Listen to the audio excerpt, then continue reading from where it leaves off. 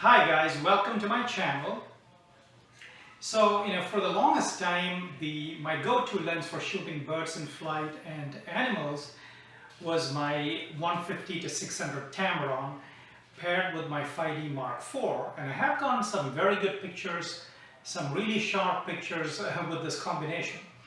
I recently bought the Canon R5 and I was looking to upgrade to a native lens, to a native RF zoom lens, and that's when the Canon 100 to 500 millimeters came out. So I rented the Canon 100 to 500 millimeter lens to see how it would compare to my existing Tamron lens, and to see if it would be worth upgrading from this to this. Now, this is quite a more expensive lens. It's about $2,600. You can't really find it in any stores right now. They're all sold out and on back order. So I was lucky to rent this one to test it out. And when you compare it with the Tamron, it does feel better built. It is not all metal like the previous L lenses. Most of it is high quality plastic, but it does feel high quality. The lens hood is also premium looking. The lens hood has an opening through which you can adjust filters. The end of the lens is metal, and it is also weather sealed near the attachment. The Tamron feels a little more plasticky, especially the lens hood and the distal areas of the lens. This area is metal. And I'm not quite sure about the weather sealing on this lens. I don't think it's on par with the Canon. They call it moisture resistant, so I'm not exactly sure what that means. The lens is also heavier, and when you attach the adapter, it is also longer, compared to the Canon. So this is heavier, to the feel. I think it's a few grams heavier. I'm not sure by exactly how much, but when you hold it, you can definitely feel the difference. The Tamron, if you don't have the lens locked, the Tamron tends to creep quite a bit, especially when you're walking around. So if you have the lens, on a strap, and as you're walking, the lens will creep down and will start hitting your legs, and that becomes quite annoying.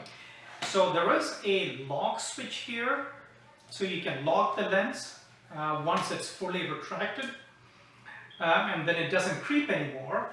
But if a bird flies by and you quickly try to shoot it, if you forget to unlock it, you won't be able to zoom in or out. And I found myself in such scenarios quite often, and that is annoying. So sometimes that moment passes away very quickly, and then you're fumbling with the lock switch trying to get it to unlock. Canon, has implemented that much better. So instead of an on-off lock switch, it has a ring. So in the fully smooth position, the lens does creep, but if you tighten it even just a little bit, it doesn't creep anymore. And then, when the need arises, it's still easy to zoom in and out. It also has 3 modes of image stabilization. Mode 1 is all-purpose, Mode 2 is for panning, and Mode 3, I believe the image stabilization kicks in when you release the shutter button. With the Tamron, there's only vibration compensation on or off, and with the second generation Tamron, it also has 3 modes of image stabilization. So with the Canon, I am losing 100 millimeters of reach compared to the Tamron, but perhaps cropping in the picture will give you the same image quality. At least I'm hoping that that's what will happen. I also rented the 1.4x teleconverter. This is also quite expensive to buy. It's almost $500. Now, once you have the teleconverter in place, the 500 millimeter lens extends to 700 millimeters, and then the R5 has a 1.6 crop mode. So if you shoot in the crop mode, it does extend the lens to 1120 millimeters with the extender attached. So in the crop mode, you do lose some resolution, but it's still about 17, instead of the 45 megapixels, it's still 17 megapixels.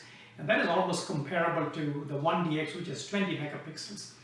So In order to attach the extender, you do have to zoom past 300 millimeters, because this element extends quite a bit into the lens. So once you put this on,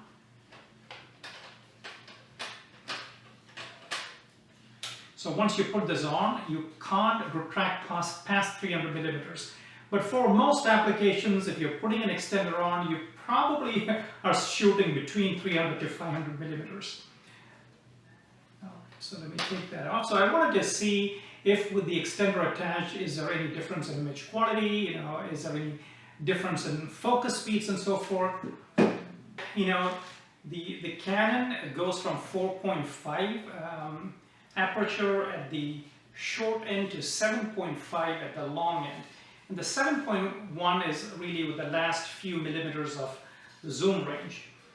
Technically, the Tamron has a bigger aperture of 6.3 at 600 millimeters.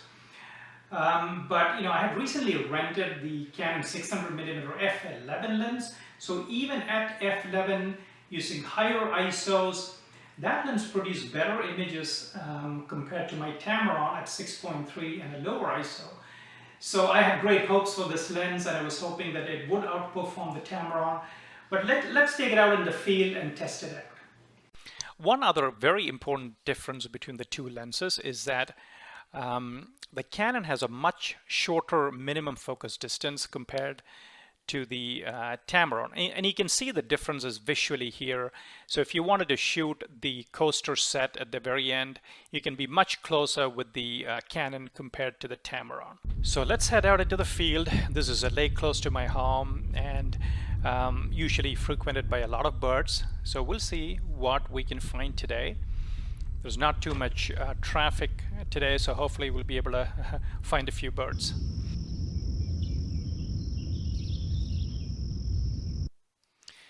So as I was walking towards the lake, I found a red-winged blackbird seated on a perch. This is quite far away, and the bird was really tiny in the frame. And with the Canon 100 to 500, this is what the shot looked like. And I thought it was pretty sharp for how far away it was. So let's try to compare it with the Tamron. So this is on the Tamron on the right and the Canon on the left. So the Tamron lens, the bird is in focus, but it's quite soft. The image is not as sharp as it is on the Canon on the left. The lighting conditions are pretty much similar, and as I go through the Tamron images on the right, they're all about the same. None of them are tack sharp. So I thought that was a pretty good image, but it's a little fuzzy. Granted, the bird was far away, and this is the raw image. This is the JPEG, and this was shot at 600 millimeters, 6.3 aperture at 1 by 1600 seconds with an ISO of 2500. So let's try to look at a few more images. So this is a pair of vultures that I found on a rooftop. So this is after some very basic editing. This here is the unedited picture, so it's heavily backlit. And after some basic edits, this is what it looks like. So if you zoom in, I think it's a pretty sharp picture. The head is in sharp focus. You can see some feathers on the head. Canon on the left, Tamron on the right. So from afar, they both look quite sharp, but if you zoom in 1:1, you can find that the Tamron image is quite soft. Okay, here on the left, you can see the tiny piece of hair standing out on the head, and here it's all fuzzy. You really can't see it. And let me just scroll through a few other pictures. So they all look about the same. I don't know if this was because the picture was heavily backlit and the Canon lens handles backlit conditions better. But regardless, similar to the previous blackbird, again, I think the Canon images looked noticeably sharper with more contrast. So I took this opportunity to put the 1.4x teleconverter on the Canon. The one on the left is the one without the teleconverter, and the one on the right is with the teleconverter. And if you zoom in 1:1, I don't think there's much loss of image quality. I thought the autofocus was maybe a tad bit slower compared to without the teleconverter, but not much of a difference. And I'm just going to scroll through a few of the images, and all of them on the right are with the 1.4x teleconverter. You know, the bird was quite far away, so you know, these are not great images, but I just wanted to show you some examples. So this is a raw image, this is a JPEG. So let me just go through a few of those, and I think at one point it started to, so there's one with the teleconverter, and at one point I think the bird started to fly off. There you go. So from here the bird took off in flight, and the first image is not sharp, and the second image, it quickly acquired focus, and the bird is, you know, in sharp focus. So that's with the 1.4x teleconverter, and this is a bird that moves very quickly, and you know, I was able to get a few shots in focus. In fact, all of the shots you see here are in focus. Once again, the bird is quite far away, and as it moves into the trees, the camera still, and the lens combination still keeps the bird in focus. You can see that it's moving through some foliage, and you can barely see the bird here, but it's still in focus, which I think speaks highly of the R5 and the lens combination. As I looked across the lake, I saw a few ducks swimming. So the one on the left is the Canon 100-500. I thought the image was quite sharp, and as the duck was trying to move away, I put on the Tamron, and unfortunately they're not in the same pose. But the image on the right is a Tamron. It looks decent, but when I try to zoom in, you can see that the same issue is seen again. You know, it's not quite in sharp focus. So I'm going through a few images here. Once again, you know, if you don't zoom in, they look quite sharp, but when you zoom in, they're, you know, maybe a touch softer than you would expect. Some of them are a little better than the others, but the Tamron lens is not consistent in its sharpness. While I had the Canon lens, a wren landed very close by, and I thought this was a very sharp image. The background is out of focus, nice and blurred, and this is a very tiny bird, and I believe, yeah, this is at 500 at 1 by 1600ths of a second with an ISO of 6400. Okay, so I think this is a pretty good picture. You know, it's very sharp, the eye is sharp, and I was very happy with this picture. So this is with the Canon lens. Unfortunately, I did not have enough time to switch to the Tamron lens, and by that time the bird had flown away. Time to move on to a different location. This is a trail that leads up to a nice outlook, which is beautiful. There's a lake down there, and sometimes you can see all sorts of birds, eagles, vultures, herons, and so forth. But today it was pretty quiet, so I decided to sit down and maybe shoot a stationary subject with both my lenses. So, you know, in my initial impressions as I was shooting, I thought the Tamron lens was a little softer compared to the Canon, but I wanted to, you know, take some pictures of some still objects to see if that was still true or not. So I took, you know, pictures of this bag with the exact same settings. The ISO was pretty high. You know, it was a shady and cloudy day. ISO was 8000 at 150 millimeters for the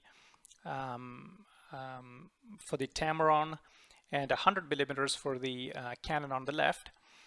F6.3 for both, and a shutter speed of 1600. So, you know, without any magnification, both images appear fairly sharp. But if I zoom in 1:1 on both, you can see that the Tamron is a touch soft. If you look at the, you know, Mayo Clinic lettering, it's a little sharper on the left, little less so on the right. Now I'm zoomed in at 500 millimeters on the Canon and 600 millimeters on the Tamron on the right. And if you zoom in, the Canon lens is very sharp with good contrast, and the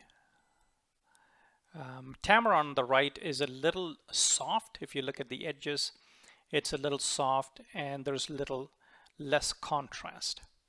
I also wanted to test out, how low I could go with shutter speeds and still get fairly sharp images. So the left is the Canon at 500 millimeters. On the right is the Tamron at 600 millimeters. And you can notice that even at 1/25th of a second on a long lens, the Canon was fairly sharp. Now, if you zoom in, there's some softness when you zoom in because of the motion, but it's much better than the Tamron on the right. So let me go through a few more pictures of the Tamron on the right. So this one is also fairly blurred. This one is very blurred. So it's really hard to handhold anything at such slow shutter speeds on the Tamron. This is a somewhat of a macro shot using the Canon as I was walking down the pathway, and this looks pretty good for a zoom lens. There's good detail on the stock. You can see the spider webbing and so forth. So I think this can double as a fairly decent macro lens as well. Here's a dragonfly that I happened to catch. I wasn't trying to shoot it, but I saw it and turned around and I thought, hey, let's put this on zone autofocus and see what I can capture. And at least it froze the dragonfly in motion. The wings are somewhat in focus. So that was just a trial. Here's a picture of a green heron using the Canon 100 to 500. I think the image came out very sharp. The eye is sharp. There's good detail on the feather. Again, this was quite far away. In this shot, you can see the heron here, and if you zoom in, you can see a dragonfly in the same frame. There it is again. So the bird takes off and eventually finds a new perch. And at the same moment, I noticed through my viewfinder that a turtle was trying to get onto this log here. And if you keep looking, there you go. It's gone up on the log. And there's a baby turtle on the other side.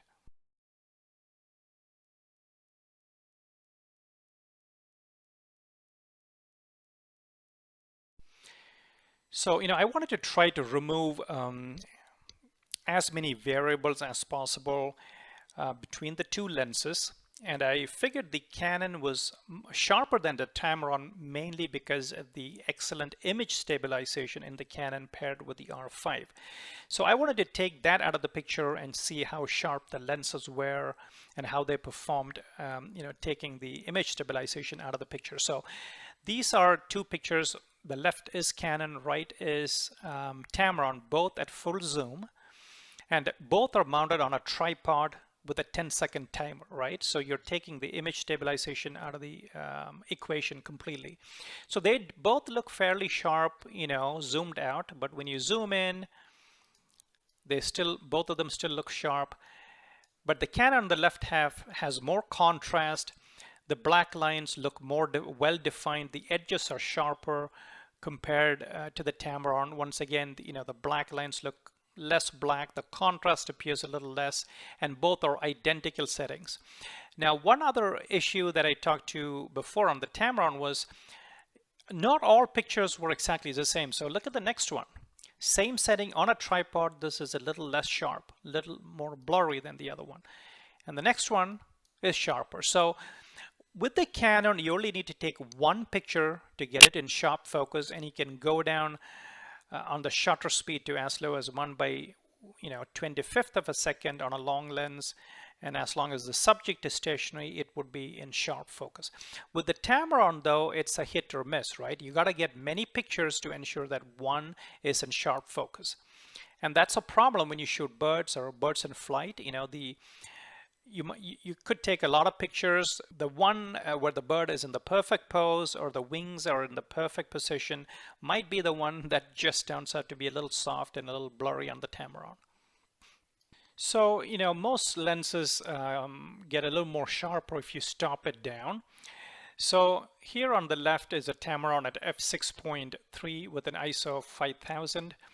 And then on the right, it's dropped down to f8, and supposedly it should become a little sharper at f8, but obviously you pay a penalty in the form of a higher ISO.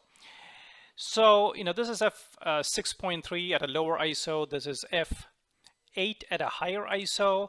The f8 may be a touch sharper, but honestly, there's really not much of a difference between the two. And even at f8, the camera suffers from intermittent lack of sharpness. So some images are a little sharper. So this one here is a little softer. This one is a little sharper. This one is much sharper. And then if I bring in the f6 here, see this image is quite sharp. This one is sharp, but this one is very blurry. So, at f8, the inconsistency in sharpness is not as bad as at f6.3, but then, you pay a penalty in terms of higher ISOs.